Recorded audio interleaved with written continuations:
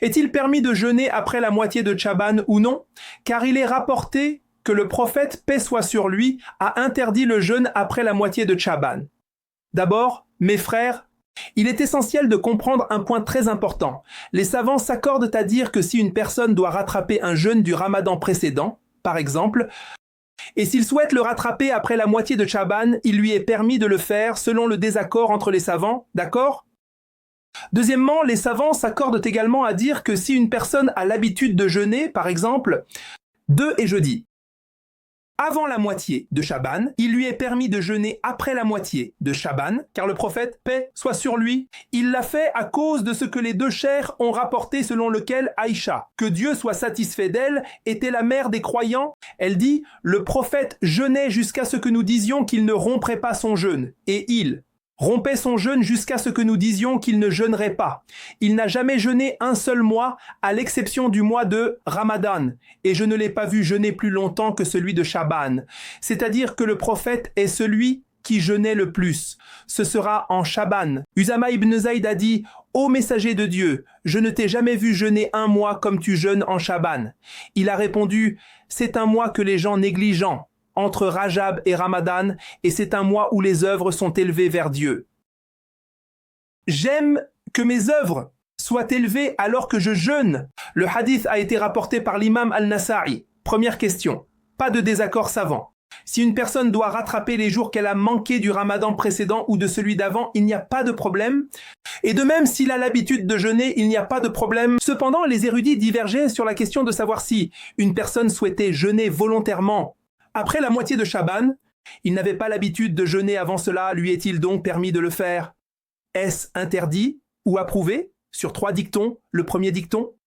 Les savants chafi'ites disent, comme Ibn al-Qayyim le dit, qu'il n'est pas permis de se porter volontaire pour quelqu'un qui n'a pas encore d'habit, la moitié de Chaban, et il a soutenu cela par ce qui... L'imam Abu Daoud, Al-Tirmidhi et Ibn Majah ont rapporté d'Abu Huraira que Dieu soit satisfait de lui, que le prophète, paix soit sur lui, il a dit « Lorsque la moitié de Chaban est atteinte, ne jeûnez pas. » Ici, ils ont dit que le prophète, paix soit sur lui, il a dit « Lorsque la moitié de Chaban est atteinte, ne jeûnez pas. » C'est-à-dire pour ceux qui n'ont pas l'habitude de jeûner, car tout le monde est d'accord sur cela.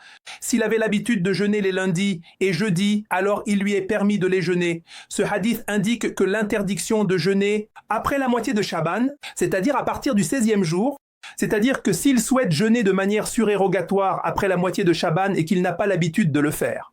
L'opinion suivante est celle de la majorité des juristes, les Hanafites, les Malikites et les Hanbalites. Ils ont dit qu'il est permis de jeûner de manière surérogatoire après la moitié de Chaban, même sans avoir l'habitude de jeûner, même s'il n'a pas l'habitude de jeûner.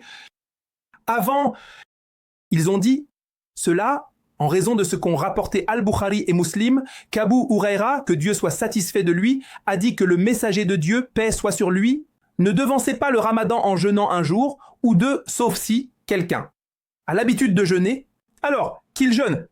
Donc l'interdiction. Ici, ils n'avaient pas l'habitude de jeûner avant la moitié de Ramadan et ils ont dit que le hadith concernant l'interdiction de jeûner après la moitié de Chaban est faible et ne peut pas être établi.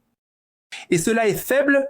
Beaucoup de savants, parmi les gens de hadith, ont dit que le hadith concernant l'interdiction de jeûner après la moitié de Chaban, c'est ce sur quoi s'appuient les maîtres chaféites. Ils ont dit que ce hadith est faible et ne peut pas être établi sur le prophète, paix soit sur lui. Et le principe est que les hadiths authentiques dans Al-Bukhari et Muslim stipulent que le prophète, paix soit sur lui, il n'a interdit de jeûner qu'un jour ou 2 avant le Ramadan, seulement pour ceux qui n'ont pas l'habitude de le faire. Cela, c'est une preuve qui lui est permis de jeûner même s'il n'a pas l'habitude. C'est le 3e avis. Certains juristes chaféites ont dit que l'interdiction mentionnée dans le hadith est une recommandation et non une interdiction absolue. C'est-à-dire, le prophète, paix soit sur lui, il a dit donc ne jeûnez pas lorsque la moitié de Chaban est atteinte. Ne jeûnez pas. C'est-à-dire par recommandation. Et ce n'est pas sur le ton de l'interdiction.